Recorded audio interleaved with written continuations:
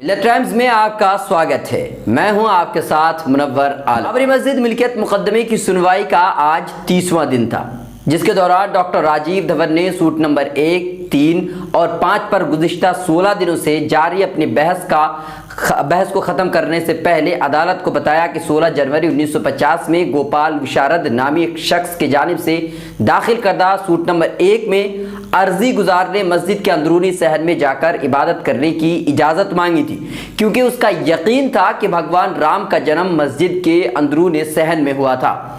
Doctor Rajiv Dhawan ने बताया कि अर्जी गुजार के वकील ने 20 मुसलमानों की जानिब से दाखिल करदा 14 हल्फनामों को बुनियाद बनाकर अदालत को बताया था कि मुसलमान खुद मस्जिद का कब्जा हिंदुओं को देना चाहते, क्योंकि उनका मानना था कि मस्जिद में सिवाय जुमा की नमाज के दीगर नमाजें अदा नहीं की जाती थी।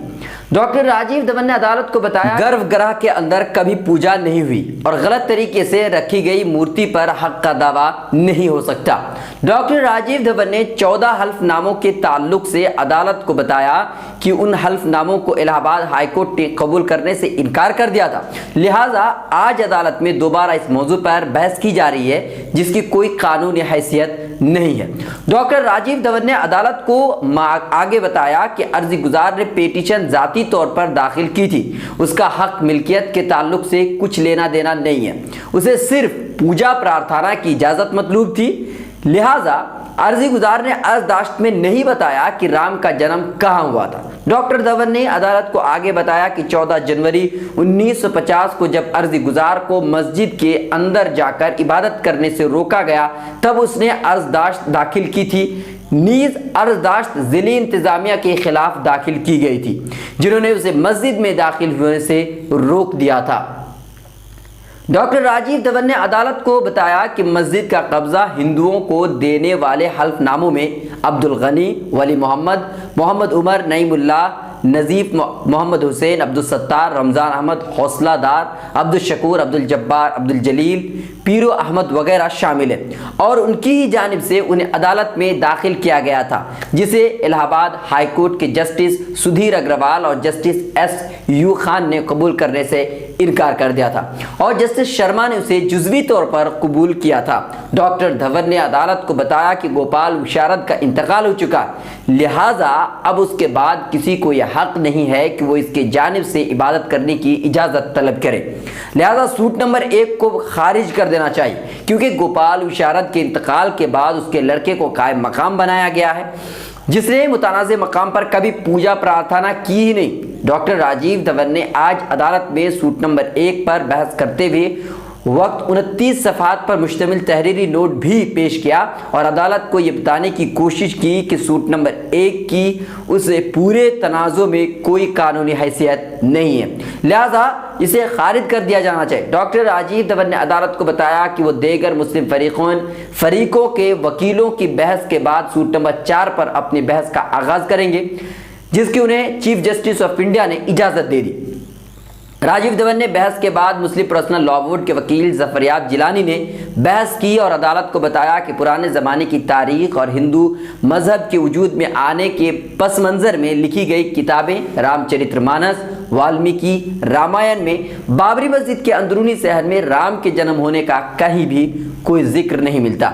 एडवोकेट जफरयाब जिलानी ने तारीखी दस्तावेजात, गजेटर और गवाहों के बयानात की रोशनी में दोपहर के सेशन में 5 रुकनी आईनी बेंच के सामने बहस की, जिसके दौरान जस्टिस अशोक भूषण ने जफरयाब जिलानी से कहा कि अदालत मनफी नतीजा अखज़ नहीं कर सकती।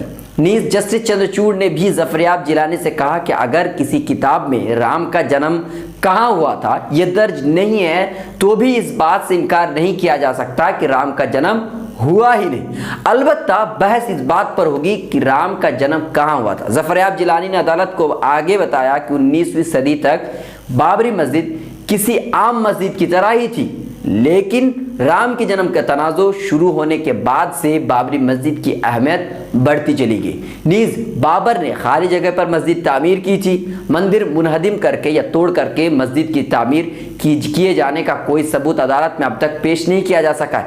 उन्होंने अदालत को बताया कि 1949 से पहले मस्जिद के दरमियानी गुंबद के नीचे राम जन्म पूजा का कोई वजूद साबित नहीं है।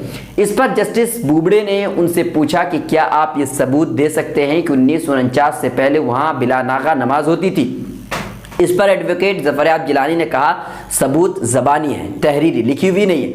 उन्होंने राजा नंदचार्य रामभद्राचार्य का हवाला दिया और कहा कि मानस पटका में अवधपुरी का जिक्र तो है और किसी जगह नहीं है। उन्होंने मजीद आगे कहा कि स्कंद पुराण में अयोध्या खंड में राम जन्म स्थान को लेकर रकबा और दूरी का जिक्र है, लेकिन अब वो जगह नहीं मिल रही है जिसका जिक्र पुराण में है। उन्होंने कहा कि 1886 के फैसले में भी यही कहा गया है कि चबूतरा ही जन्म स्थान है, लेकिन बाद में हिंदू फरीक की तरफ से अंदरूनी अहाते और गुंबद पर दावा किया जाने लगा।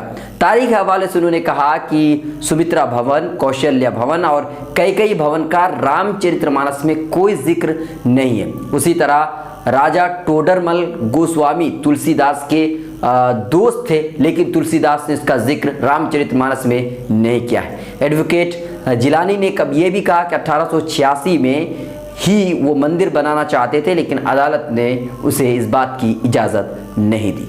मिलत टाइम्स की वीडियोस देखने के लिए यहाँ क्लिक करके सब्सक्राइब करें और हाँ, बेल आइकन जरूर दबाएं।